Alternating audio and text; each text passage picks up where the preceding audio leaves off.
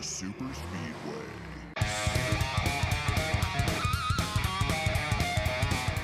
They said we went below the yellow line too soon. No way! It'll be a pass-through penalty. I mean, geez, I mean, it had to been, if it was at all, it was freaking nothing. That's ridiculous. Fucking stoppers, man, that's unbelievable. I'm destroyed, dude. 10-4, copy. What happened? 4 wide. One of the monster cars looked like was on the apron and just squeezed all of us. Sweet. Oh boy, alright. Maybe that's the last one, because you know we ain't getting the motherfucking caution for the next 6 weeks. Stay low, we just blew up. Yeah, there she goes. Great fucking work. Welcome to episode 352 of the Super Speedway podcast, recorded Tuesday, March 11th, 2025. I'm your host, Aric Young, and I'm joined, as always, by my co-host, James Cush. James, how's it going today? Oh, it's going, man. Are you gonna let any nicknames slip this week? Or are we gonna run through it clean? I'm gonna behave myself this week. Aric, I'm not gonna lie to you. I went back and listened to the podcast. I don't typically listen, because I can't stand hearing the sound of my own voice. Right. But boy, I replayed that. I probably replayed that about 25 times. I was so happy. I left last week probably happier than I ever have. Well, I'm glad you enjoyed yourself, James. Thank you. That's why I'm here. Yeah. I just want to enjoy myself. Yeah. That's my goal, is to make sure you leave this podcast happy every week. So good. What a gift. What a treat. Yeah. Oh man, we're just, great moments in history. Probably one of my favorite things that we've ever done. And the sport just rolls on without us. So yeah. Here we are. We gotta pick up the pieces and keep on going. Yeah. Before we get into the race discussion, I do want to just in case anybody missed it, because it's kind of hard to hear the accent in there. There was the Daniel Suarez audio of effing lappers when Katherine Legge spun out in front of him. So oh god, good stuff. And I almost went back in and added, because Denny Hamlin had a good little breakdown after the race too, and I almost added it today, but I didn't pull it. But he was very unhappy with not winning that race too. Yeah, honestly, that was the piece of audio I thought you were gonna pull. That was like the first piece of audio I thought you were gonna pull, because I heard it and I thought, oh man. He was mad. There wasn't a lot of good audio this week. I jumped all over the place. I spent a bunch of time trying to find it, and that's what I came up with this week. So, and then, like I said, I heard about the Hamlin stuff, and it's like, I'm not going back to mess with it. So I actually did this a day in advance today, this week. So, oh man, yeah, moving up in the world. Prepared.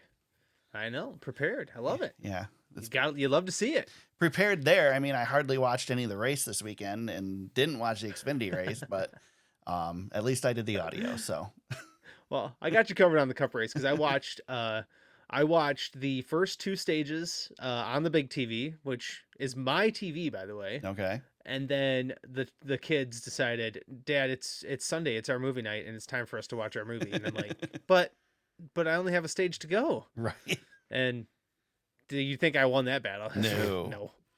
No. I watched the rest of the race on my phone. To be fair, I did have the entire race on. But I shot a hockey tournament this weekend, and I was editing through the first 2 stages. So I kind of watched the beginning of it. I mean, I got the gist of everything that happened, but mostly the last 100 laps, really, I paid attention to. So yeah. So and plus, I was exhausted from a long weekend, so I as much attention as I could pay as I was trying not to fall asleep. So I tell you what, this was, I would say, one of the more surprisingly fun races to check in on and watch. You don't expect a lot going into Phoenix, but I had a good time. Yeah, that was a good race. That was a really good race. So first of all, because we always forget to do it, let's congratulate Christopher Bell on another win. Bravo. Three in a row, buddy. Three in a row, and going into a couple tracks that he's pretty darn good at, so he could extend that streak even longer. I tweeted out after the race he could get to 5. Yeah. So we'll see if that manifests itself. I don't know. I'm looking at the Vegas numbers as I'm getting stuff ready for the pod. I'm like, I don't like Christopher Bell as much as probably everybody else does for this race, but we'll see. He's riding the hot hand. 105 laps led in this race. He led a third of the race. James says this was a great race, despite the fact that Christopher Bell dominated it. Why? Why, James? Why was it such a great race? Well, the option tire was pretty fun. Are you and it team led to a option pretty- tire? I listened to the teardown. They're pretty high on the option tire. I would. This is tough for me. For this race, I like the variation of the two tire. This really, I should preface everything here.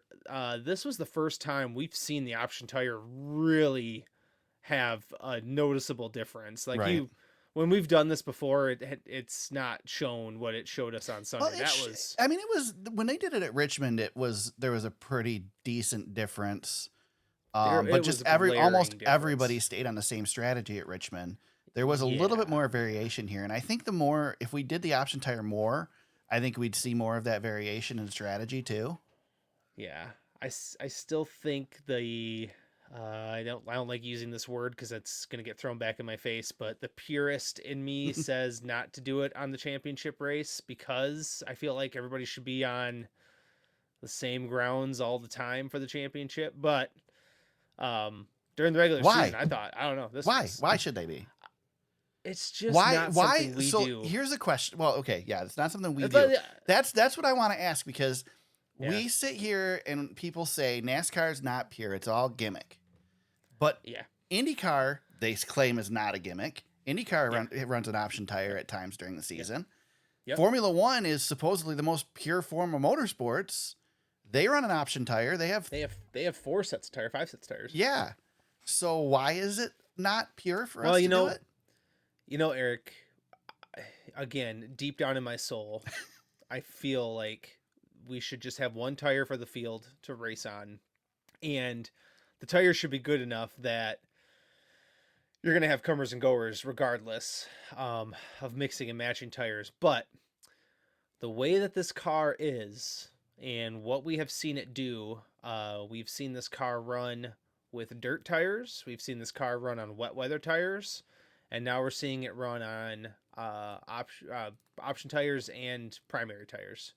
So, again, deep down in my soul, I would rather everybody be on the same soft tire. I'd love to see a tire that just generally wears out on its own. But, again, knowing what we know about this car now, it's hard to be like...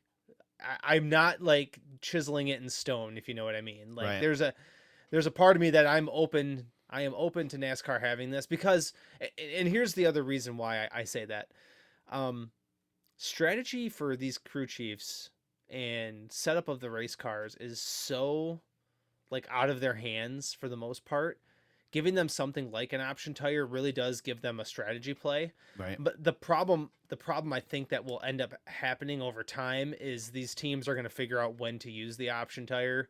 And everybody's just going to get stuck on the same strategy unless they're completely desperate. But then, again, you see somebody get desperate like Joey Logano, and by the time the race is coming down to the late stages, he has no option tire left. He's just dropping like a rock. So Yeah. again, it's like, we should all be on the same tire, but understandably, this made for a really good racing product. So I'm not so hardened by my opinion here. The concern that I have with just having the softer tire is that you're going to, if the tire wears out the same for everybody, then everybody's just going to pit at the same time whenever there's a caution. And the only way you get strategy play is if there's long green flag runs, because then it depends on when people pit and whatever, like Coda. Whereas with the option tire, if you've got a tire that lasts, you may not pit if you have the prime tire, and you might pit to take the option and run through the field and see how that strategy plays out. I don't know. I almost feel like, James, the problem with the option tire is that we only get 2 sets because it kind of plays your hand, but at the same time, then you don't want to have unlimited sets. You don't want to have a ton of them where you can just throw them on every time you make a pit stop. So I don't know what the solution is. I'm not really set on it either way myself. Let me put it this way. we need a softer tire than the prime tire, period. Whether that is an option that we run throughout the race or whether that's we just run the soft tire, one of those two ways is the direction we need to go. The prime tire is not the answer. And NASCAR knows that, and so does Goodyear. Yeah, and the primary tire, if you're going to have a primary tire, you almost need to make a tire that never wears. Right. You know what I mean? Like you can say that would be the advantage of the primary tire where you never, or you have to change like right sides every so often. Right. That would be the ideal primary tire because you're slowing down, but you're going an extreme amount further versus you are ripping around the track on the option. That's probably the direction that it would need to go. But I think too, Aric, back in our day, us old folks, we had drivers who could control the tire wear a little bit more. Right. Drivers who were really good conserving tires were the guys that were winning a lot of the races. Going way back, you think of Darrell Waltrip, Jeff Gordon was really good on tires. And then you had guys who were super fast all the time who were just burning them up all the time. It's kind of like, to put it in like the simplest terms, if you watch Days of Thunder, it's kind of like what's happening with Cole Trickle. He's really fast, but he uses everything up. Right. That was a real world thing. Yeah. But again, like I really like what we saw with the option tire, like watching when Ryan Preece put those things on and flew through the field from 30th to 3rd. My eyes were like wide open. I'm like, okay, we've got a show. This is going to be a show today. Right.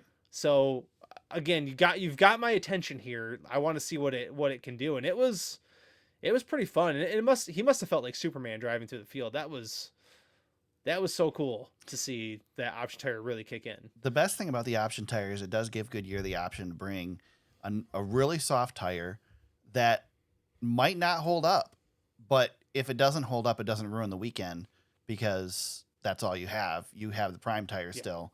So I don't know. I think that the idea of doing the option tire as a test for these softer tires is brilliant. And I think it's worked very successfully. And like I said, I don't think we need to continue to have an option tire. I certainly don't think we need an option tire on 1.5 mile tracks or super speedways. But I wouldn't also be sad if they started doing it at all the short tracks and the road courses. Yeah, I mean the short tracks seem to definitely have an advantage to having that option tire. I mean, we're finally seeing what, if we're not going to pump horsepower back into these race cars. You remember last year, that was all the talk was horsepower. We need to pump horsepower into these race cars. Well, horsepower is not coming, but if you can get the tires to burn off, it definitely resembles what you would get with more horsepower. So do you think you're finding that balance? Do you think we'd be in this scenario right now if it wasn't for the first Bristol race last year, when they realized that holy crap, tires will make a difference? I know that there was talk of this. I mean, but I don't think they were screaming about it. I don't think they were going to make this extreme of a jump without that race. The funniest part, Aric, I think you're right. But I think the funniest part about that is they still don't know what the hell happened. No, I know. They don't know what happened. But they know it was a softer tire. They know the tire war is what it was. They knew the tire war. Exactly. And that was the most extreme example. But they thought, oh my God, when the tires wear out, this is an amazing show. Yep. Like, well, yeah, we've been telling you this for a long time. I know you guys are scared of these tires exploding, but I think Goodyear finally, it's I don't know, they finally got because Goodyear has no competition, but it finally pushed them into a place where they had to get a little bit more creative than they've been in decades. So right. I mean, this was a pretty fine showing from Goodyear. They deserve all the kudos they're getting this weekend. Tony Stewart left the sport. Now they're comfortable trying stuff. Ha! Yeah. Yeah. You mentioned Ryan Preece. Ty Dillon had a good shot at the end as well on good strategy. Oh my God, yeah. Until he sped on pit road. Both sets. I know he had both sets late. And they talked about on the teardown that Tyler Reddick was on a similar strategy, and when Tyler Reddick was a lap down or whatever, they pitted and took the tires back off to to save him for later. And if Ty Dillon would have done that, he could have won this race. Yeah, they were. And the funny thing is, I heard him tell him that on the radio. They told him before he spent on pit road, they told him, like, keep doing what you're doing. We're setting ourselves up for a special day. And it's almost like they kind of put the hex on it. Yeah. When they did that. But he got excited. Yeah, there was guys. Instead. Yep. And that's what happens. You are who you are, I guess. I don't, but yeah, there was a lot of guys coming from through the field at different times. I mean, it was. I'm trying to think of like other examples of like comers and goers, but I mean, well, obviously Logano was a pretty good example of somebody who I mean, we can talk about it. He got the penalty for diving too low, going below the line on the restart. Yep. And I have a couple opinions on this. My stance, as you know, is that when the green flag waves, it should be anything goes. That being said, he broke the rule. It's a black and white rule. And yes, it was only probably a couple inches, but he broke the rule. And I think you mentioned in our chat that after he broke that rule and he got penalized for it, nobody else did it the rest of the day. Yeah, that's right. Yeah, amazing what happens when you enforce rules. Right? What a shock. So I had no problem with NASCAR calling him on that. I would love to just, again, wave the green flag and we go. We do it at the road courses now. Why can't we do it at mile and a half? But anyway. Yeah, they don't want teams cutting. I know why it is, but you know the other thing too is like, if you don't want teams cutting that dog leg, put grass down there then. You know what I mean? Like, yeah. You guys opened it up for and NASCAR, they fell in love with what they were seeing when those cars were diving 7 wide into that dog leg. Dude, I'll tell you what, I thought that dog leg was the dumbest thing ever, but every race we go there and it gets wider and wider. I just love it. It's so great. The restarts there are freaking insane. They were 8 the wide. Cars that are they're 5 lanes deep going into turn 3. And they're trying to go through 3, or well, I guess it's turn 1 and 2 now, right? Yeah. It turns 1 and 2. Yeah, I'll never get that right. By the way, I know. I'm still the back stretch is the front stretch there for some reason. Mm-hmm. But yeah, I mean they're way down there, And we saw, we saw in the ARCA race somebody hit that inside wall at the end of pit road. I was like, I don't know if I've ever seen that before. Well, Austin Hill did it in the Xfinity race, but he did it on the front, on the old front stretch. He did it going into 3, not the one at the shortcut. We'll talk about that. And then I didn't see the ARCA race at all. So when I play the NASCAR video game and I race at Phoenix, I go way down there. Right. And get as close to the retaining wall as possible. I think Chase Elliott was the first person I've ever seen go as far as I go. I was gonna say that's Chase Elliott line. He's done it before. He got wrecked. He got wrecked doing it when Chastain wrecked him the one time. Yeah, I was like, holy crap, Chase is way down there. Like he is inside the painted line. I was like, holy smokes. I haven't seen anybody quite go that deep into that dog leg. But... And because they spread out the way they do there, and then they spread out the way they do between 1 and 2, coming off of turn 2 is such a calamity because they have to cram down back into a regular race width. Yeah. And man, that was a heck of a wreck. Yeah, there was a big wreck there. We almost had 2 cars flip in that accident. Yeah, and another car, I was going to point this, I'm glad you brought that up. Another car clipping the front wheel of another race car and getting in the air. Yeah, this car, it's an Indy car. The steering is IndyCar steering. It's similar to what IndyCar has, and those tires, they touch and they go airborne. And they're rigid. The car doesn't give. Ty Gibbs has jumped the front tire off of somebody twice this year. He did it at Coda and he did it at Bowman Gray. Yeah. And we saw a little bit of it with Ryan Preece, and then we saw it again on Sunday with Briscoe. 19. Yeah, Briscoe did it. Yeah, Briscoe jumping that tire. And then Hocevar, when he was coming back to the inside, I believe it was Hocevar, had the tire broken off, and that almost got underneath the car and put it up in the air too. So yeah, I'm kind of like wondering what's going on. It seems to be, I mean, if we got cars jumping like that, we're definitely, I don't know, there's definitely something going on. It's not a fluke at this point. It's commonplace now. It's not a new thing because we have had cars in the past climb over wheels, but it's more common now. Again, I think just the car's so stiff that there's absolutely no give. So when those tires touch and it pops the tire up in the air, it's going to send the car flying. I mean, there's no travel in the suspension either. That's part of it. Is they're running on bump stops. So Well, there's and no Kevin Harvick- spring there to absorb it. Kevin Harvick explained this during the broadcast really well, where he said, you go down in that dog leg, and just to your point, Aric, these cars don't have any give. So he said it's definitely, he called it a chiropractic adjustment every time you go down there. And he said there's a good chance it's going to mess up your car too, but you have to go down there because it's so much faster. And again, the cars are so rigid, but you have this racing line that you just got to go, got to get in there. So Right. But yeah, that was a big crash. That was Spire Motorsports, all qualified, all top 10, and then within a couple of cautions, McDowell was in trouble, and then both of those cars were out, the Haley and Hocevar. Yeah. But yeah, that was not a good moment for Spire at all. But man, no, they had a wrong day. They continue to look impressive to start the season. So they don't have the results. They got fast race cars. Yeah, fast race cars. So maybe that'll pay off this weekend when they go to a place that's hopefully a little more settled down. Yep. Talk to me about William Byron. 83 laps led in this. Stage 1 won it. Stage 2 finished third, but gets trapped late. Yeah, the caution came out the wrong time for him. And he was flying back through the field. He was probably the only one who had any shot at Bell. Yeah. Legitimately. I know Hamlin and Larson probably didn't either, right? I mean, Bell was just so good. Yeah, Byron was good, but Bell's car kind of settled in throughout the race. Yeah. So, but yeah, Byron was probably the only, if it stays green, maybe has a chance at him, but probably doesn't at that stage. Those two guys though, Aric, have really, I mean, you go into another race, and I know Bell's got the wins right now, but again, Byron, not really going away.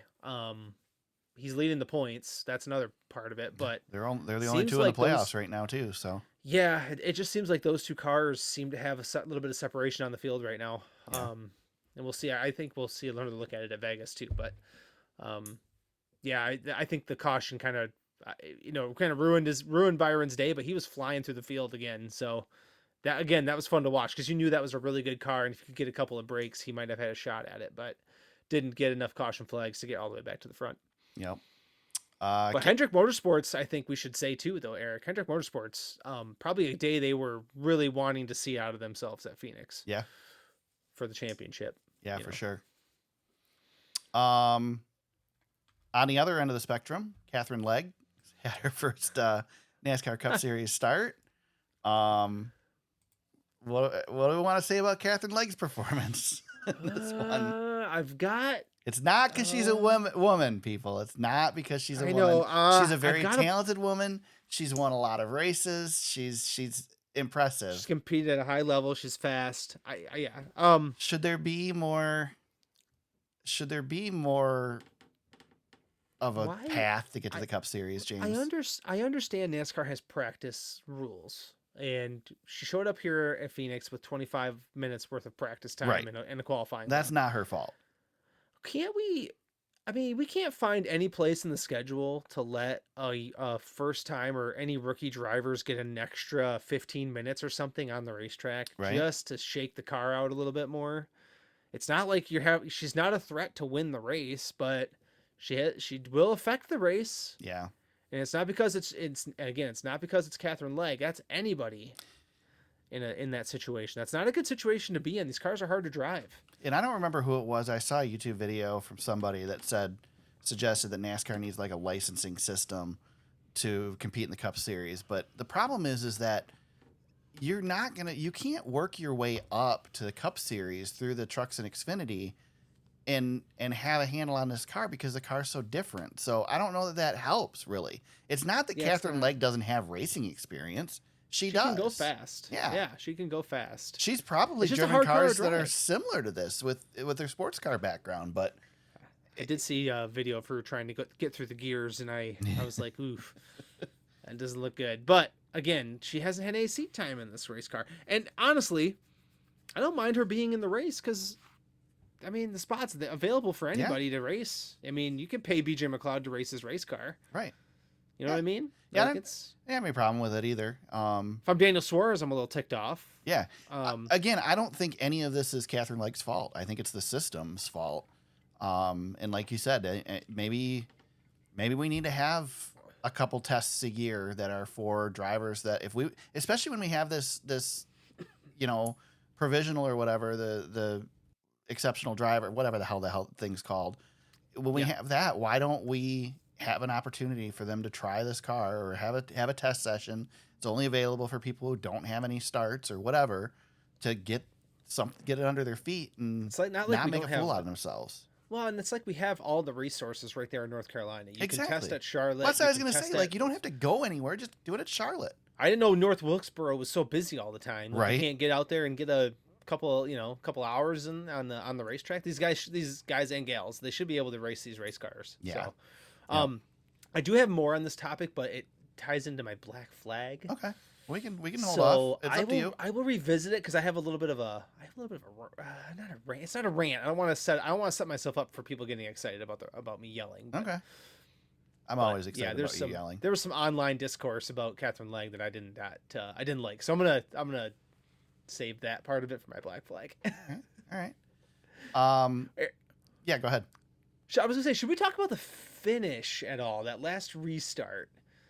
Because it was a really good finish to the race. You had 3 guys kind of under a blanket fighting for the win. Yeah, it was a good finish. I mean, I don't know that there's a whole lot to talk about because it was a clean finish, unlike the one we're going to talk about in a minute. I mean, really, everybody raced each other clean. Denny Hamlin was pissed because he lost, but he wasn't pissed because he got run out of the running the wall or anything. I heard Denny say he messed up on the backs. Going into turn 1 and 2, where he said he could have gotten to the inside or underneath Bell and kind of not hit him out of the way, but give him a little push. Mm-hmm. And he says if it's another driver, he might have done that. Not his teammate. He tried to race him straight up as best he could.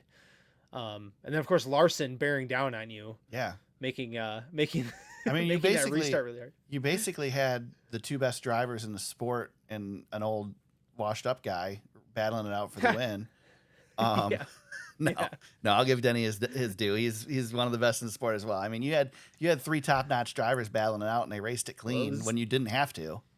It was a pretty damn similar to a week ago at COTA when you had those 4 dudes duking it out. I mean, it was just haymakers being thrown, and Larson, dang it, he tried. I mean, to be fair, we wouldn't have had this finish if it wouldn't have been for the caution. To set up the green-white checker, so you could call it a gimmick, but we get a lot of those at Phoenix anymore, so not surprising. And I'll tell you what, Phoenix is a great setup for a green-white checker. Yeah, and I love that we've had 2 races in a row where, like, we've seen some pretty top-notch driving. Mm-hmm. You've got Larson getting out of the car, giving Denny a fist bump, like, man. That I really like. I just really, really appreciate the, I don't know, I feel like it was just it was really high level. Like, again, 2 weeks in a row, very, very high level racing, clean. I mean, nothing but good things to say about it. Christopher Bell went toe to toe with those guys and got it done again. Yeah. So, I was gonna say, go ahead. Oh no, I was gonna say, I'm sorry. One more thing on Christopher Bell, really quick. Well, I'm still going on Christopher Bell, so you go ahead. Oh, okay. Maybe you're heading in the same direction as me. Well, we might head in the same direction. So Christopher Bell, 3 wins in a row, right? Yep, you're going the same place I was, I think. Okay. So I think so. So he wins this one by a very slim margin. Yes.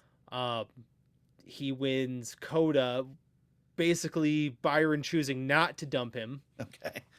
He wins COTA, so I would consider that's pretty close margin when the guy can actually get you. And then the caution flag flies at just the right time at Atlanta to give him the win there. Either that or Hocevar probably beats him to the line. Right. We'll never know. But 3 wins in a row, regardless, is an awesome feat. It seems like by the skin of his teeth, more ways than one, he has gotten 3 wins in a row. But you can absolutely not try to take away from it. You're not ready to give him the trophy at the end of the season yet, basically. No, I just think he's obviously he's a favorite and he's fast. Now, there's no doubt about that, and he's one of the guys. But and I'm not trying to put an asterisk on or anything like that. I'm amazed that he's been in position to get it done each of these times now. Well, and he was It's in the pretty position to get impressive. it done multiple times last year too, and the luck went the other direction. So Well, he was in position at Daytona. yeah, You know, I mean, that's Yeah, really you know, he something to gets- think about with this is that a couple things go different last year, and Bell's in the championship for, and who knows what happens. This is not like a lot of people are saying, "Oh, wow, we really got to watch Bell this year. He's finally turning around." He's not. This is just a Nothing's continuation of changed. what he was doing last year. Just the luck Yeah, is the right nothing's changed. direction. Correct. So, but Yep. and again, that's not to take anything away from him. He's putting himself in the position. We've called him a contender for a while, you know. Oh yeah, obviously he's been a contender. Yeah, he's- there's no doubt about it. And I argue that, you know, when you take Kyle Larson, say Kyle Larson's the best in the world right now, Bell's pretty damn close. You know, Bell Yeah. does a lot of the stuff that Larson does as well, and has the ability that Larson has. So Bell's got some championships coming. Don't you worry about that.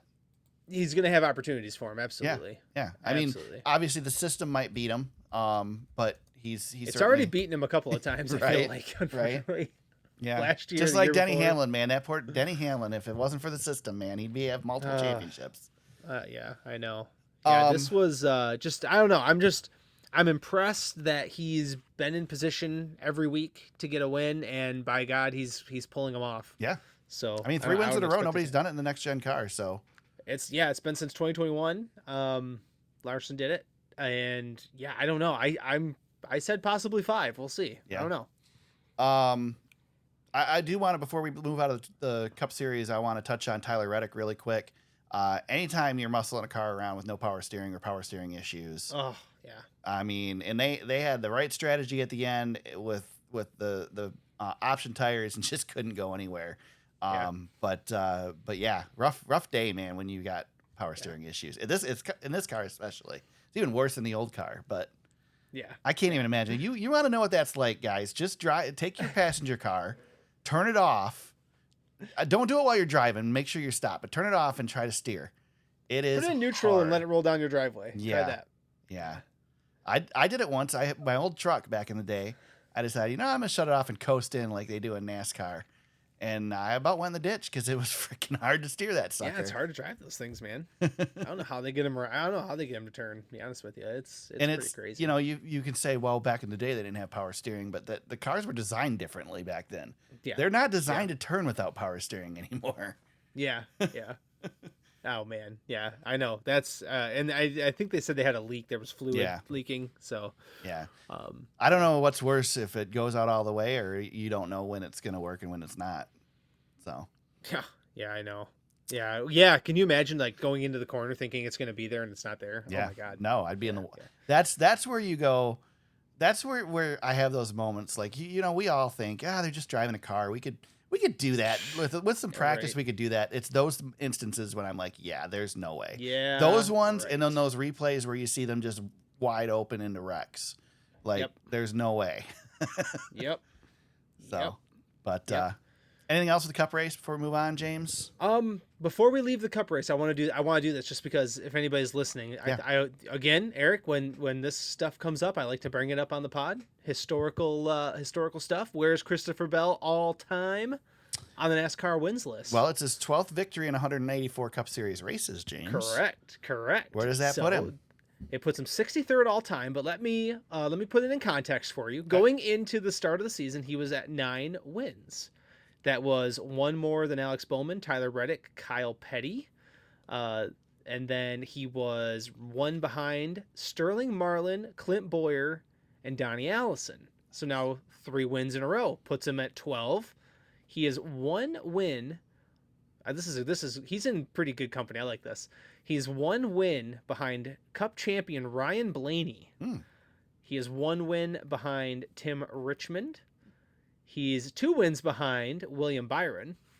So fun to watch that, to see if that total flip-flops here Right. during the year. He is 3 wins behind Ernie Irvan. And then there's a little bit of a gap before you get to 18 career wins. And here's where he's going to get into a really fun group of drivers at 18. Harry Gant, Ryan Newman, Casey Kane. Ooh.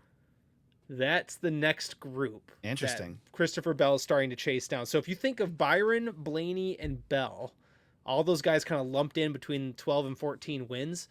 The more wins they get, they're chasing down those guys. And once they get into the 18s, that's the group they're in. And then they're right behind like Greg Biffle and Davey Allison. So that's where Chase Elliott resides with 19 career wins. So always fun to see the historical context, because wins do matter. And as soon as you start racking them up, like Christopher Bell's doing, now you're starting to enter Hall of Fame territory. So not that he's a Hall of Famer yet, but there's guys in the Hall of Fame. There's champions here. So now we're entering another level of like Cup success. So pretty cool to look at the list and see the list really starts to thin out at that point. But Right. yeah, it's just I don't know. I like looking at where these guys stack up historically. And it's a really good marker to see how good you are and how good your career's been. So Awesome. yeah, fun stuff. Shane Van Gisbergen, highest finishing rookie, 31st. He was involved in that big pile up. Can I not correct you? Sure. But can I say that he also finished behind rookie Katherine Legge? Well, she's not officially Who's not- a rookie, though. Not running for rookie of the year, but Right. I just want to say I'm reading NASCAR stats. This is on NASCAR She's getting sheet, so she's getting a lot of crap, dude. So I'm just wanted to say one Yeah. behind Katherine Legge. you're wrong. But anyway, I'm just saying. James already gave us this one, but Christopher Bell's first driver to win 3 straight races in the next gen car. The last driver to do it was Kyle Larson in 2021. Did he do it twice in 2021? I do not know the answer to that question. I think he did. You know what? I'll find out. You keep reading your stats. I'm going to find out for you. Christopher Bell is the second Joe Gibbs Racing driver to win at least 3 straight races. Kyle Busch did it in 2015. Christopher Bell is the 4th driver to win 3 times through 4 races. Kevin Harvick did it in 2018. Bill Elliott in 1992 and Herb Thomas in 1954. And 3 of the 4 Cup Series races of 2025 have ended with a last lap pass. Christopher Bell has won 2 of the 3. I have the Larson numbers for All right, you. go for it. I'm That through my 2021 season, man. That 2021 season I was know. just outrageous. Outrageous. So, yes, he won 3 in a row. He won Charlotte, Sonoma, and Nashville in 2021. Then he continued to rack up wins. But if you remember, this is how he closed out his championship run. He goes to Charlotte Roval and wins. Goes to Texas, wins. Goes to Kansas, wins. Goes to Martinsville, doesn't need it, finishes 14th. Goes to Phoenix, wins. So he won 4 of 5. There you go. Jesus, Kyle Larson. That season, man. I know. Whew, when you look at his season historically, good God. Yeah. That was What a one of the run. ones. There's no argument there that the right driver didn't win that championship. Yeah, no kidding, dude. Left 2,500 laps. Jeez. NASCAR Xfinity Series was in action on Saturday at Phoenix with the Govx 200. Aric Almirola gets the win. What do we think of Aric Almirola's win in this one? You hinted at something that I didn't know what position you were going to take here, but what did you think of Aric Almirola's last lap pass? I mean, was it clean? No. But you're coming to a win. I mean, I don't really have a problem with it. Thank God. It was dirty, but I don't know if it was dirty. Hold on. Yeah. I don't know if it was dirty. it was pretty dirty. He didn't give Bowman a chance. I mean, Yeah, but it's not like... Okay, so here's my definition of dirty. If he walls him and his steering wheel is turned to the right, that's one thing. But he was fighting that car up the hill. And listen. oh, he wasn't accidentally went up there, James? No. They don't get me accidentally wrong. made contact? No. He wasn't trying. Let me rephrase that a little bit. He wasn't trying to stay off him, but he also wasn't trying to like destroy him. James, There's you a referenced Days of difference. Thunder earlier, and this was like a scene straight out of Days of Thunder. There's nothing wrong with that. Now It's a here's good movie. here's Great the other movie. thing I will say here. Russ Wheeler. I have less of a problem with what Aric Almirola did because he did it to another Cup driver than if Aric Almirola would have done that and taken a win away from an Xfinity regular. He's coming to the checkered flag, and it's not like they dumped him. No, I know, and I'm not saying that I'd be upset with him doing it to an Xfinity Jeff regular Gluck thought either. he should go to jail. Oh well, I don't think there's any penalty. Here, should he be penalized? Sure, he should be penalized by Alex Bowman. Alex Bowman should go up there and whoop him. Somebody else should race him harder or put him in the wall themselves. That's it. There's no place for NASCAR to step in. This is just a racing thing. It's coming to freaking checkered flag. Dude, it's NASCAR racing. You're going to have Exactly. fenders collide. Exactly. You're going to have fenders collide. Jeff Gluck gets confused that he's not a Formula One guy sometimes. So I'm like, oh, okay, this is, I don't know. This is Formula One. We're supposed to stay off each other. Yeah. And I thought it was fine. I didn't have an issue with it. I like Twitter. I like Bubba's comment about it. Well, Twitter was killing Aric all day Saturday. People don't like Aric Almirola.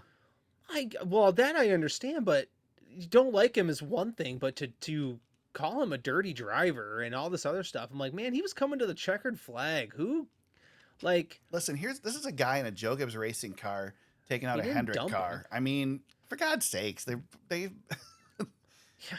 Didn't Daniel Hemrick win the championship that Yep. way? The exact same way? Yep. That's what Phoenix does. That's why Phoenix is great. That's why Phoenix is great. You do that to win. It's a race. It's your race to win. Yeah. No, you're gonna do the whole race, and because you're about to run into a guy, you're gonna let off the gas and hit the brakes and don't touch him because you're coming to the checker flag. Give me a flipping break. Okay, so here's a question. Go win the race. Here's a question. Go win the race. Yeah. People on the internet shouldn't be tearing him apart, but should Alex Bowman be pissed? No. Yes, he should. No. Why wouldn't you be? Oh, come on. Oh, I'm going to the go-kart track with you, and I'm putting you in the wall, and I'm going to see what you say. Of course, Bowman should be pissed. He has a right to be pissed. He has a reason to be upset, but again, like, what is he going to say? Like, I wouldn't have done the same thing. Well, no, rules reversed. Yeah, sure, but if he gets the opportunity, he should do it. Well, Aric? What would you rather be, the hammer or the nail? Because if you don't do anything, you become the nail. Yeah, I don't know. Alex Bowman was the nail. I don't know. Christopher Bell won pretty clean on Sunday. Bowman had he didn't have to put anybody in the wall. Well, Bowman had an opportunity to come down the track and take out Aric Almirola. He didn't do it. I think Aric Almirola would have won this race without putting him in the wall. I mean, I think I now listen. He put him in the wall, James. You can't argue that he put him in the wall. No, I'm not arguing. He didn't put, dude. The facts are the facts. He put him in the wall. I understand that. I'm just saying, if you go back and you watch his hands when he's driving that car, yeah, he's fighting that car to get back left. He's not driving. He's not holding the wheel to the right. Right. No, I know. I'm slamming him. Well, yeah, because if he'd have done that, he wouldn't have finished himself. Right. He was driving that car. He was driving it hard. We both feel the same way. You just don't want to bury him. I mean, he didn't do anything wrong. He didn't do anything wrong. I understand why people don't like Aric Almirola. Yeah, it's really funny that all the people that came to Bubba's defense this week, because people hate Bubba so much, it's like they're all at Bubba's defense because Aric Almirola apparently took a swing at him. He didn't show up for a few races last year that he was supposed to, so we know something happened. Well, you saw Bubba's tweet, right? At least he didn't get sucker punched, so I think we know what happened now. If there wasn't any question. Yeah. Oh, so, Bubba. That was a good tweet. Bubba. Real good tweet. Yeah. Loved it. It was. Strong. Good presence. Yeah. What was the whole reason for them getting in a disagreement anyway? What was that all about? I can't remember. We'll probably never know. Well, Bubba's letting us in a little bit. Maybe we will know someday. Maybe. I don't know. Maybe. I did want to, again, I didn't watch this race. I watched the highlights of this race, so I apologize. I don't have a ton to talk about, but I wanted to talk about Austin Hill's crash because I wondered, and I'm not saying that anything needs to change here, but I wondered, since they reconfigured this track, why in the hell they designed a wall that juts out across the apron and literally touches the bottom of the track. Like, right. I can't believe we haven't had this wreck sooner than this. Right. They reduced the length of the wall at North Wilkesboro for the same reason, but they have this one at Phoenix that, I mean, just cleaned out Hill. I mean, it was his own fault, but it cleaned him out, man. He didn't even have an opportunity. Yep. Again, I'm not saying they should change it, but it's odd. It's a weird design, and I thought it was a weird design, and I've expected this to happen prior to this, but it finally did. Yeah. So. Well, yeah, and we had a little issue in the ARCA race too with the front end getting ripped off. Yeah. You know? So it was Yeah, I don't know. It's Bummer for Austin Hill. I mean, he's had a couple of bummers. He's either wrecked, blown up, or won. I mean, yeah. So Yeah. Yep. But yeah, he's in the playoffs, so it don't matter. Who cares? Yeah, he's fine. Anything else with this one, James? Anything I'm missing? No, I think that's about it. It was pretty tame for the most part. I mean, Justin Allgaier ran amazingly here, like always. He leads 130 laps and manages not to win, which is pretty Justin Allgaier-esque. Yeah. Well, he's got the notebook ready for if he makes another shot run at the championship. So. Yeah. Connor Zilic was human. He finished 16th. So he led 2 times for 2 laps. He did lead. Lead he shall. Yeah. So there you go. There's the Xfinity Series. Let me find the stats here. That was Aric Almirola's 8th victory in 120 Xfinity Series starts.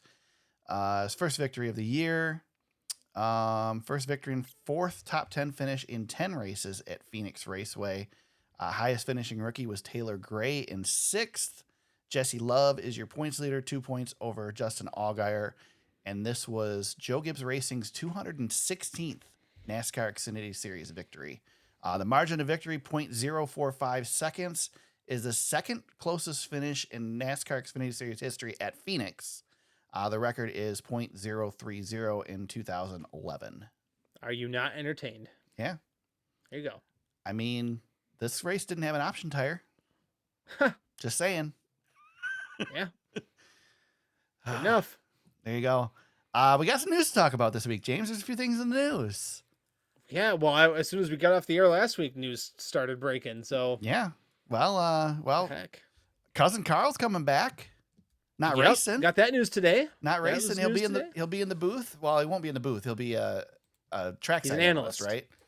Yep. He's an analyst for Amazon this season. That's pretty cool. He's gonna do some pit reporting too, if I'm understanding that correctly. Could be. You know more about it than I do. I literally just kind of clicked on it, and I was listening to NASCAR radio for like 30 seconds today on Sirius, and they asked him if he was going to take up Larson on his offer to practice his car for the All-Star race, and he said no.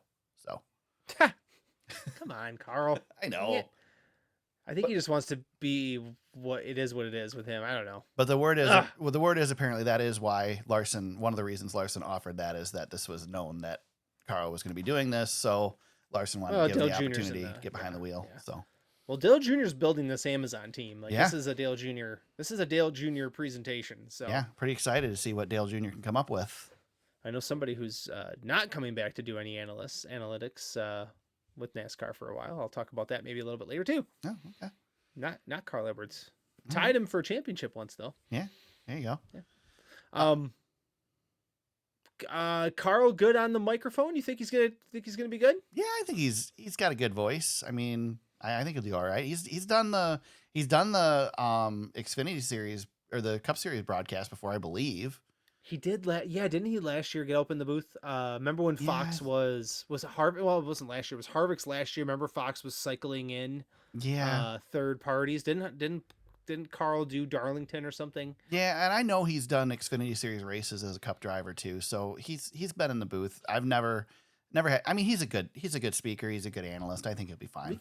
Got to give the fans credit for not letting him slip away completely. Yeah. Like he was 99% out the door. Yeah, I know he did.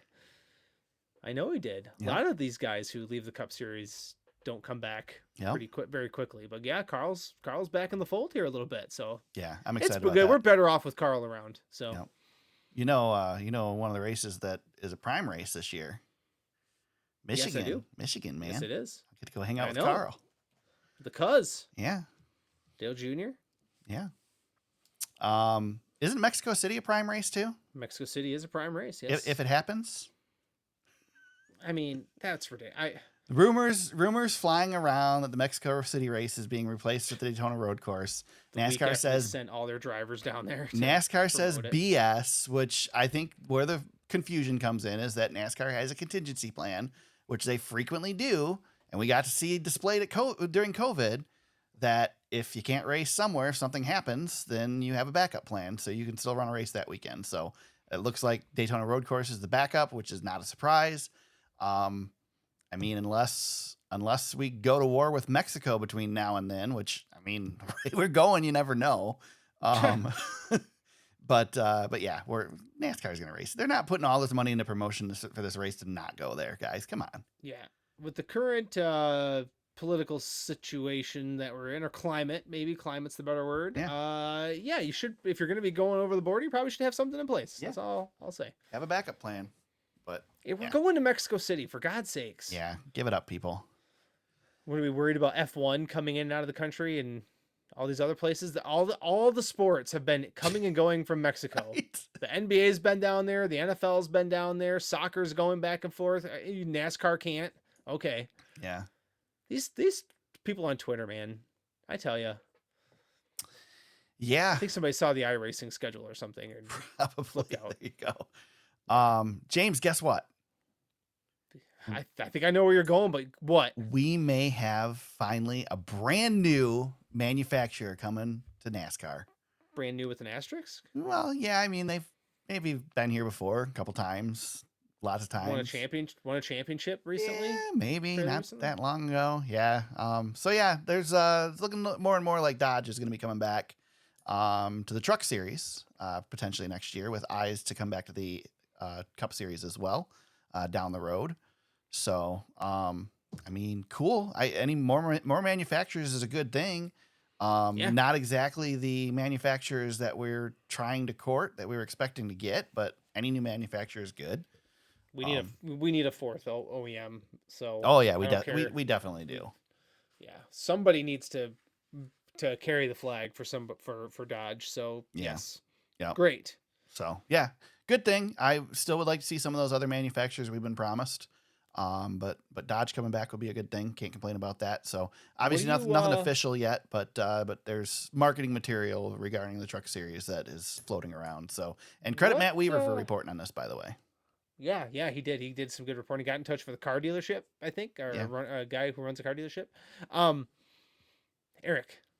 so what's your team that lands Dodge and Cup? What do you think? What's your initial thought? It would have been Richard Petty if Petty was still on the team, because of course. True. Man, do you think it can't be Penske? Penske's in too good of place with Ford, right?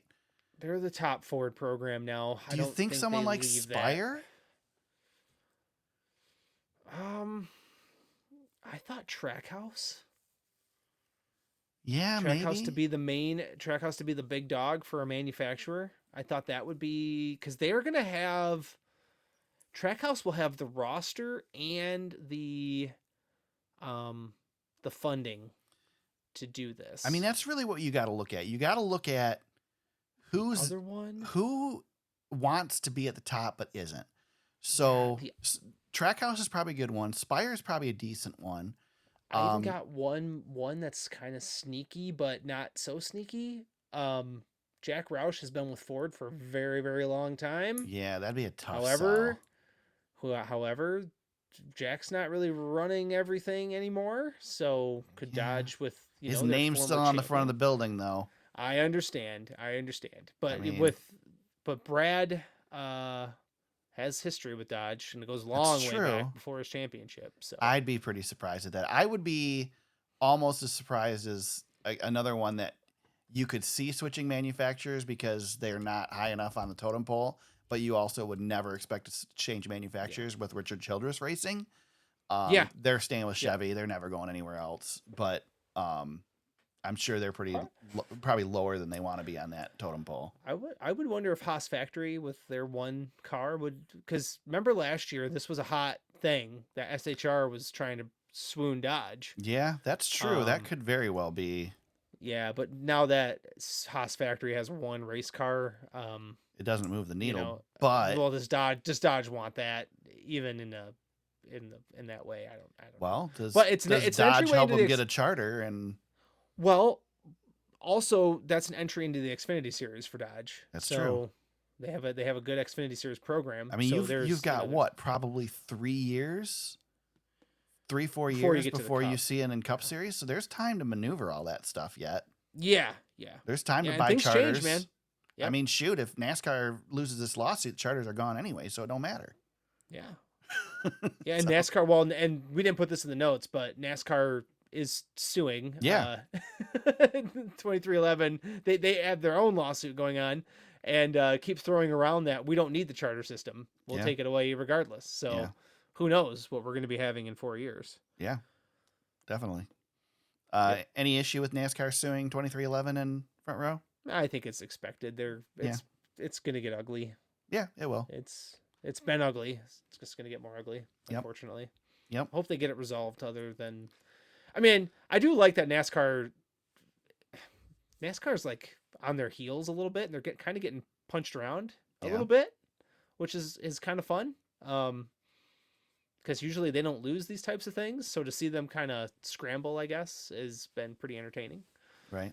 Speaking of NASCAR losing things, we didn't touch on Chase Briscoe and the reversal of the penalty. we hinted at it last week. Yeah, the penalty came down and there was no penalty. Yeah. They won. So NASCAR lost that battle too. Did Chase Briscoe say they came to the appeal with like 20 different sets of parts to show the discrepancy? I'm not sure. I guess I didn't catch it was that, something. It's something like that. They came like over prepared, and NASCAR was like, "Oh crap, you guys really didn't do anything to manipulate the part." So, kind of a shocker. They lost that one. NASCAR's kind of got the appeals process pretty favored to their direction, so the fact that they lost is kind of shocking. Did you hear Harvick ripping on the steering systems again with the single supplier during the broadcast? He was ripping on that, and he was ripping on Austin Cindric. Yeah, not getting suspended. Yeah, that too. There were a lot of feelings on that one. Yeah, Harvick was. Well, it was also brought to our attention too that this is not the first time that Austin Cindric has done that. And that leads me to start to think a little bit differently. And look, I'm fine. Oh, I took the loss on that. Kyle Busch said in the media center this week, he said, put it in the rule book. Put in the rule book a right hook is a suspension. I'm good with that. Do it. Well, Harvick said, and it's coming on in his podcast this week, it just like Joey Logano crossed the line. Yeah. I mean, that was a penalty. Yeah. If you hook somebody, that's a penalty. And I had forgotten about the Darlington spin, where he hooked the other Dillon brother. So once I saw that video start circulating after we recorded last week, I was like, well, dang, Aric and I talked about this on the pod and we were okay with a harsh penalty, but this is a second offense. Yeah. Probably shouldn't be doing it anymore. So does it again. I think he's going to be sitting for a while. I think so too. Yeah. But I think he got hit pretty hard. I mean, 50-point penalty. Yeah. It's a big penalty. And that's a big one. I think if it wasn't for the new rules as far as championship points and all that, if you get suspended, I think it might have been different too. Who said it's because of his name that he didn't get suspended? Was that Kyle Busch? I believe it was Kyle Busch. I believe. The old, people think the old Kyle's gone. Yeah. He ain't gone. He's just dormant. Not. He's in there. Yeah. He's in there. I know. We gotta unlock him. I know. We need him. We need him back. We need him bad. We need pissed off Kyle. That's what we need. Man, he's in there. Can you imagine the intro every week if we just had Kyle radio? Man, if Kurt was still around, I know. Too bad we didn't have the audio back then or have the radio back then. I'm telling you. But when I hear him do quotes like that, I'm like, oh, he's in a cage way down, but he's in there. Yep. Oh yeah. Just gotta let him out. You can't quite get rid of it. It's kind of like Severance. We've got Audi Kyle Busch right now. We need that innie to come back. Right. There you go. He's in there. California Speedway, James. We got a non-update on California Speedway. Yep. You want to do your victory dance now, or are you still holding out hope? I'm not holding out hope. This sucker's done. They're not. It is not going to be economical for them to build a racetrack where it's at. Here. You want to hear my prediction? Sure. Because there was a lot of talk this week. Was it Jim France who was talking about it? I think so. Yep. So France said he made comments about how important Southern California is, but that it's not the top of the priority to do something with it's not Auto Club, California Speedway anymore. Here's my prediction. My prediction is California Speedway is dead. They're going to end up selling the property. There's going to be plenty of buyers for that property. Chicago street course is coming up to the end of its lease. Chicago Street Course goes away. Maybe we hopefully bring back Chicagoland to still race in the greater Chicago area. And I don't know, James, there was a guy who has a pretty good relationship with NASCAR recently that purchased the Long Beach Grand Prix. Yeah. And that just so happens to be in Southern California. I mean, I think it would suck to not have an oval in Southern California or somewhere in California. We'd have 2 road courses. But I think that we end up racing at Long Beach in the Cup Series in some capacity. So, you're probably right. Yeah. I don't have any changes to that because there's nowhere else to go. You're going to have to build a racetrack otherwise. Irwindale's gone, so that's not an option anymore. So if you're not going to build a racetrack, but you still think Southern California is important, there's only one place to go. Can you imagine taking a time machine back to 2012 and sitting down in front of yourself and saying, hey, listen, NASCAR is going to completely destroy Auto Club Speedway, and it's going to make you miserable to think about it. Right. And you're going to be like, nah, that place sucks. Right. No, but boy, they took our baby. Yeah. They took the good Michigan. I mean, it was better than Michigan. Well, it wore in. Yeah. I know. Yeah. And I don't think Long Beach is going to race like Chicago. And I mean, I'm just saying that we could keep Chicago and race at Long Beach. There's no reason we can't run more than one street course. I hope we don't. But there's no reason we can't. So I wonder if NASCAR would give up on the Southern California market. I just feel like they wouldn't do that. There's no way they're giving up on it. And I feel like that. Well, we already know they tried to get Long Beach. But I wonder if they think Vegas is enough now. No, they know better. Sonoma's not. Sonoma's so far away. I mean, people in LA don't go, oh, well, let's go up to San Francisco. It just doesn't happen. I know, yeah. They have to be in that Southern California market. I know. It's so important. I know. So I hate what they're doing. I mean, just think of Auto Club and the celebrities that would show up there. That's the type of stuff that they need, and they can get that at Long Beach. Especially, can you imagine an IndyCar getting Morgan Cup Freeman Series? this week? Yeah, well, IndyCar Cup Series doubleheader at Long Beach, man. I know. I don't know the track will race good, but it'd still be fun. It'd be a show, yeah. Yeah.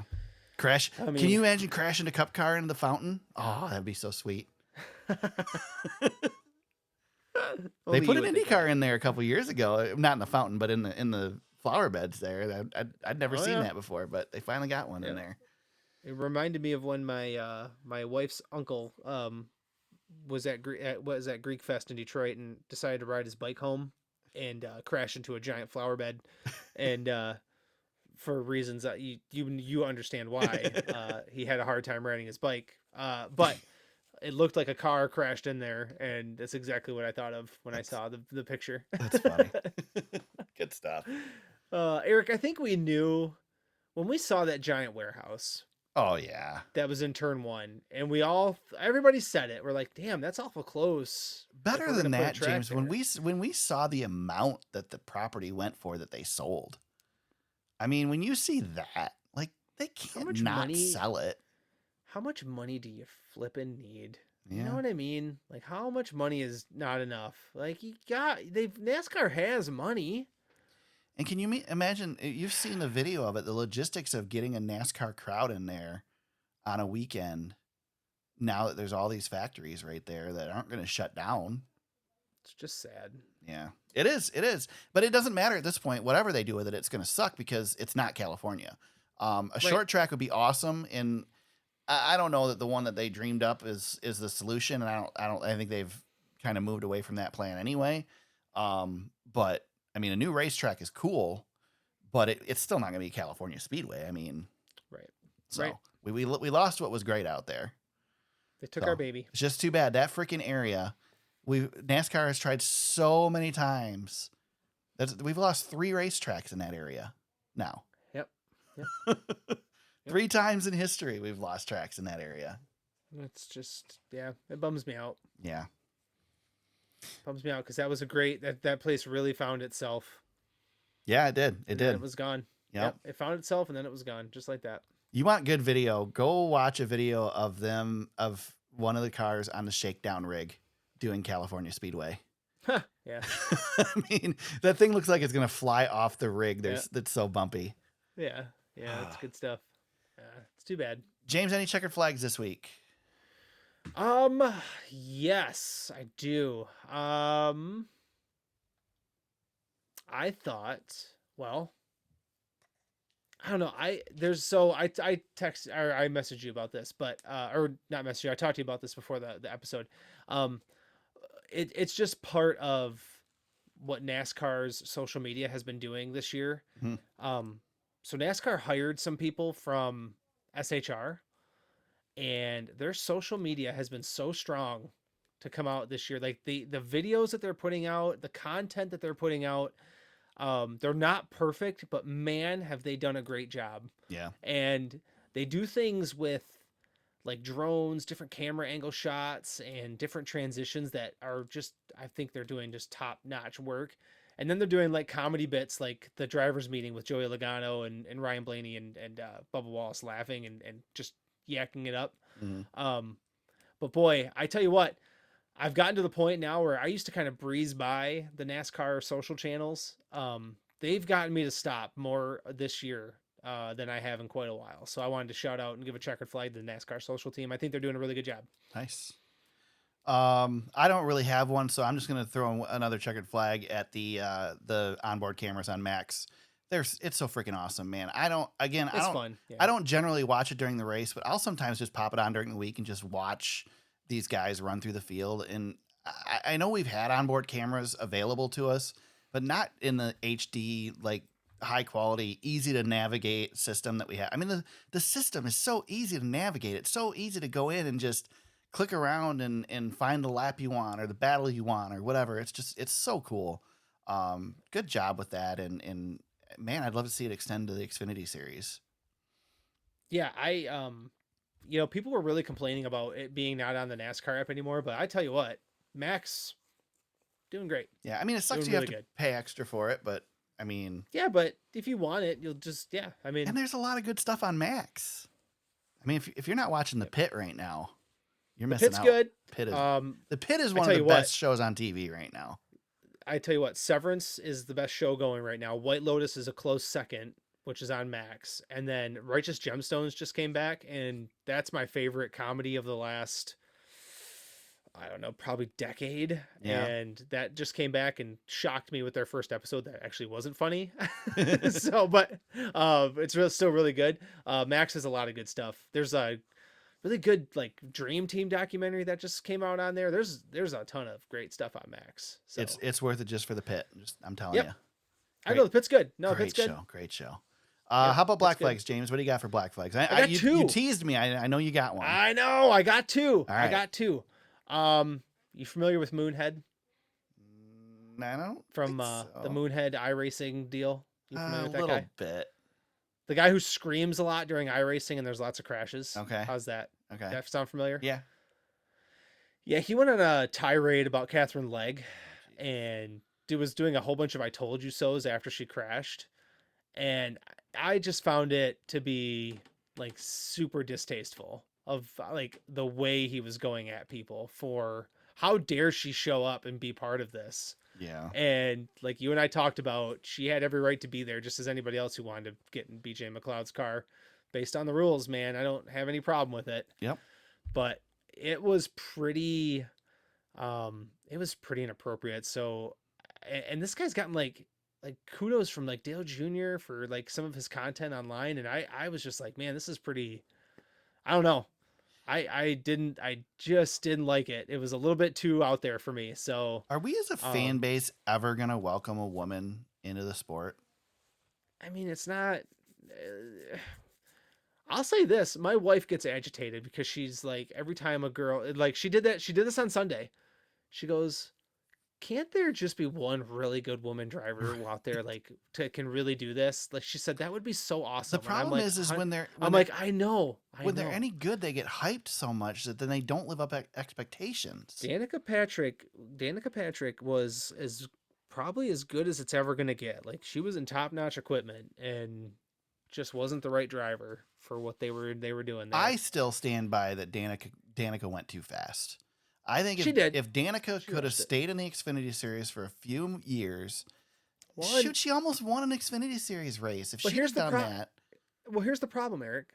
You try doing it the right way. You're Haley Deegan, yeah, oh yeah, and you're run out of here, and now you're being laughed at by everybody. yeah, 100%, 100%. And I want to say, like, what really bothers me about the Katherine Legge stuff is, like, she's not a joke, Right. and it bothers me. Like, this woman, like, she's not going to get the opportunities that Connor Zilic gets, Right. but she's, like, stuck it out. She's raced a really high level. And yeah, this is a different challenge for her, and it was really freaking hard. It shows people how hard it is, because I don't think she's not. Listen, Why was Elio hailed for the same thing at Daytona and Katherine Legge gets put down for it at Phoenix? right, and it all starts with the GD Mike Wallace stuff, which I'm going to bring up. I'm going to go back to that. Mike Wallace could have been in this race had he tried. Yeah. Mike Wallace could have that same seat that Katherine Legge has, but it's a political thing with him that he's trying to, boo-hoo me, poor me, NASCAR. Let me just say this. Katherine Legge finished in 30th position. Mike Wallace in his last 11 national starts. 11 starts, Aric. Uh-huh. Can you guess how many times he finished above 30th? None? Once. Okay. Once, and that was between 2005 and I think 2015 or something like that. So I don't want to hear about that bum anymore. Like, don't compare anybody to that guy, because he's not doing anything better than Katherine Legge's doing. Also, Katherine Legge, when BJ McLeod runs that car, BJ McLeod does a fine job. He stays out of the way. He doesn't wreck, but he's also 8 laps down halfway Right. through the race. Katherine Legge was, what, 0.2 off the pole speed in qualifying? Not that bad. No, that's the thing too. Like She did. just to be out. I mean, that's pretty damn good. Like, I know, it's like, I know that's she's how not a good scrub, everybody dude. is. It's not like she's a Twitter troll getting in behind the wheel of that race car and going out there and just logging laps. Like, it's not. She's a professional, and again, she's probably the worst driver. It's not like it's Cletus McFarlane coming up to race the Cup Series. Well, there you go. But she's listen. I'm not saying that she's not the worst driver in the field on Sunday. She was definitely the worst driver in the field on Sunday, but professional nonetheless. I mean, a professional in the Cup Series, one of 37 spots is pretty cool. So James, regardless, how many times have we seen Kyle Larson spin out on his own? oh dude, he crashes on his own all the time. I mean, that's the thing. Like, yeah, she's cars are running hard the to back drive. and she spun out, but And I'm not going to defend, like, she screwed up big time twice. I'm not going to defend that, but again, she's not. I don't know, man. To she go has after the her, resume. Like, that's she's the been- she thing raced- is if it was just if she was just some rando off the street that's coming out there and racing and Yeah, making a fool out of herself, that'd be different. But she's got she's the freaking competed resume. a hell of a lot more recently than Mike Wallace. Yeah. That's what really gets me going. Second black flag. Yes. Oh, I hate to do this, Aric. Uh-oh. Oh, I hate to do this. Uh-oh. My hero.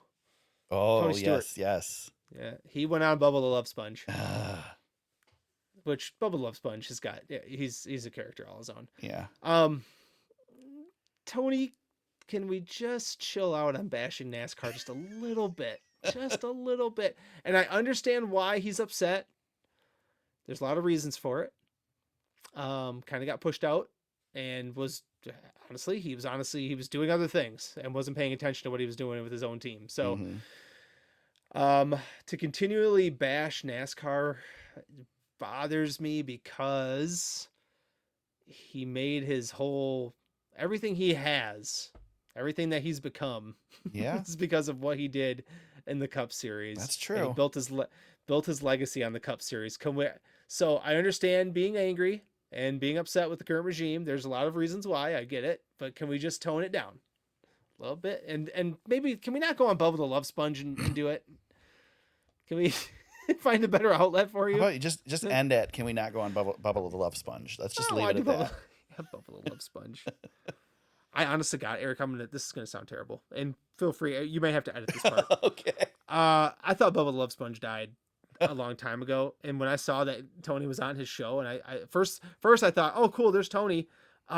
second thought was I didn't know Bubba the Love Sponge was alive. I thought we lost him in like 2013. So that was a revelation for me.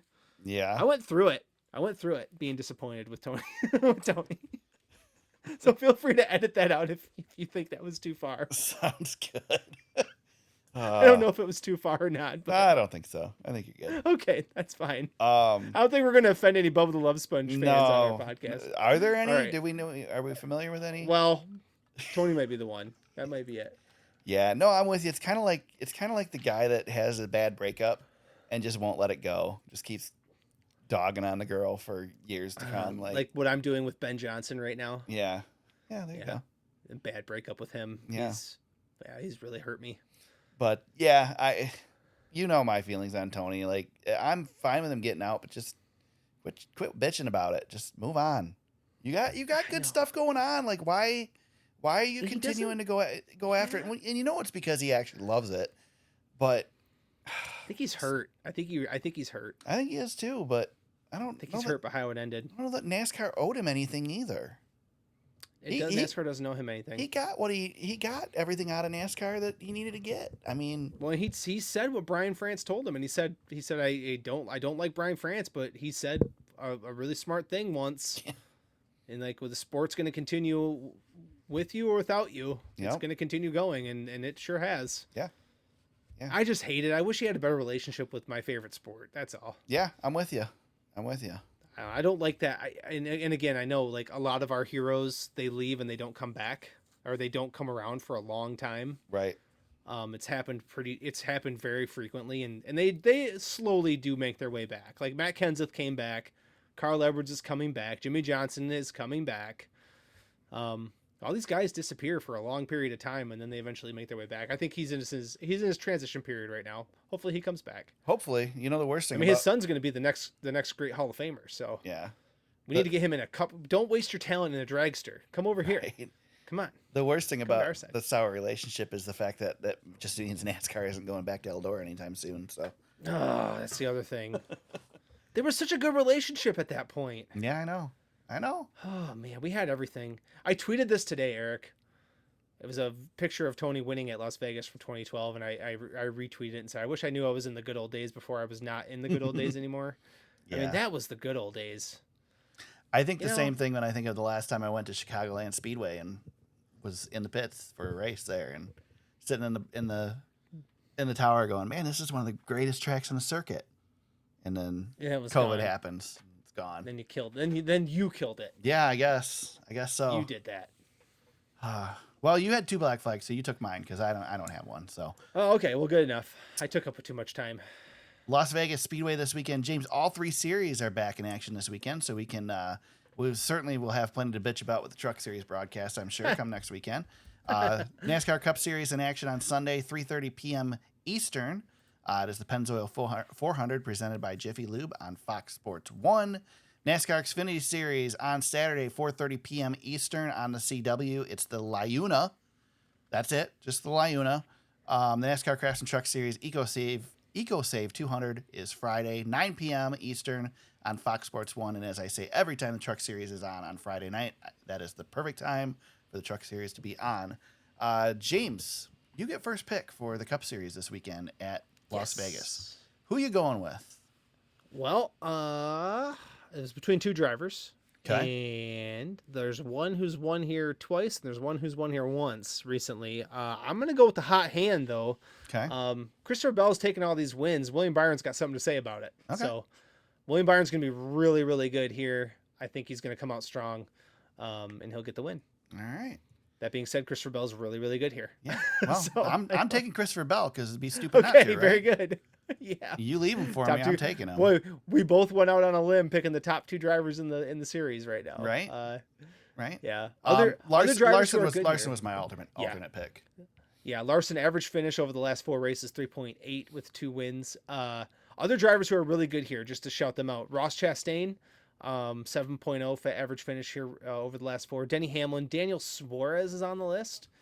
And then you said Christopher Bell, and then Ryan Blaney, Kyle Busch. Some of your top guys. Joey no Logano. real sleepers though. Joey Logano's good here. Joey Logano got a win here recently. Yes. He's good. Yes. His average, that's the thing with Joey Logano. He gets these wins. He's really But good his at average blocking finish- too. Really good at blocking. He's so if he really gets good out at arrow front- block. Yeah. Yeah, arrow blocking. Do we think Plus, we'll it's the see- Pennzoil race, so you know he's gonna have a Pennzoil car. He Yeah, always he'll have wins the Pennzoil Pennzoil car. race. Yeah, him and Blaney. Yeah. Him and Blaney will be up there. Yeah. Do you think? Quick question. Yeah. Uh, We don't have RFK. quick questions. There's no such thing around here. I know. I just want to ask you really quickly. Yeah. Do you think RFK is going to show up and have a good day? I hope so. They've Yeah. just been getting caught up in crap. Like, I know. I think they're fast. yeah, like I mean, Brad was in Brad that seems big confident. Brad was in that big wreck at Phoenix. Like they Yep. just haven't had the luck. Even like Daytona, they just were caught up in stuff. I feel like Brad. Yeah, I mean, feel Preece, like Brad's going to be Preece good has here. been fast. If Preece has been fast in the third car, Yeah. like they're good. I think Brad, so. Brad is confident. I tell you one driver to stay away from. I wouldn't go near this dude right now. Ty Gibbs. Yeah, Holy crap. What is going on? I don't know. Rough year so far. He hasn't finished over 16th in the last, was it 9 races, Eric? Yeah, Like he's in the 30s every week. He was bad at Phoenix. Before he had problems, he was bad. So yeah. he's due for a good run though. That's eventually got to get better. You would think. Holy cow. You would think so. Yeah, it's dark. Well, there you go. How'd Fantasy League go, James? I moved up a couple spots, not in the points, Well, but in the finish. At one point, my 5 drivers were the top 5 in the race. I still didn't win. I finished in third, so right where I always got. Hendrick Flair was our winner. Nice. Smoking Grill Racing second. I was third. Ranger fourth. Aric, you were sixth. Yeah. I think the Tyler Reddick situation and Ryan Blaney that cost me. Yeah, I'm Towards trying the to end. remember Overall who standings. I think I had Blaney for sure, so that cost me. Yeah, I had Blaney, I had Reddick, I had Byron. They all had problems late, which ticked me off. So, I had McDowell. I got cute and had McDowell in my lineup based on practice speeds. Boy, he went to the bench in a quick hurry. Yeah, I and bet. then when Logano got penalized, I was really in trouble. So I was like, oh boy, I'm in a sticky pickle here. So anyway, third place for me. That I'll take it. Ranger is our points leader. Hendrick Flair second. Smoking Grill third. I am fourth. Aric is eighth. Yeah. So we're doing what we normally do. Yep. Speaking of Logano, Nothing's- I was laughing during this race because he took off out front, and I'm sitting here thinking, we sat here and talked about how Logano is not good at Phoenix. Yeah, I know. And here he's going to run away with the race, I and know. then he gets a I know. penalty. I know. Eric, I did the I'm doing this more for comedy now. Okay. I did the 36 for 36. I'm continuing on. Okay. Looked at the practice speed, looked at qualifying, and thought, well, this is a good opportunity for me to use Carson Hocevar. Hmm. So I am currently ranked 20,668th. Perfect. You're right there, right in the running. My best point total for the season so far is I got 20 points out of Austin Cindric once, but it has not been very good. Not been very good for me. That's so rough. far. Oh my god. Yeah. I picked McDowell, Cindric, Allmendinger, and now Carson Hocevar, and I'm getting worse every week. So Sounds about I right. I might have to pull Larson out of the garage here pretty soon just to try to catch up a little bit. I don't know. It's bad. It's real bad. Well, James, where can there you go. where can people find you on social media during the week? At James Cush on Instagram and X. You can find me at T Super Speedway on X. You can find us on Facebook at facebook.com/thesuperspeedway. Our website is thesuperspeedway.com. You can find the podcasts wherever you find podcasts, wherever you found us today. Subscribe, continue to listen for new episodes each and every week. Las Vegas Motor Speedway this weekend, all 3 series in action. Cup Series on Sunday, Xfinity Series on Saturday, Truck Series on Friday. We'll be back next week to break it all down. Until then, everybody, let's go racing.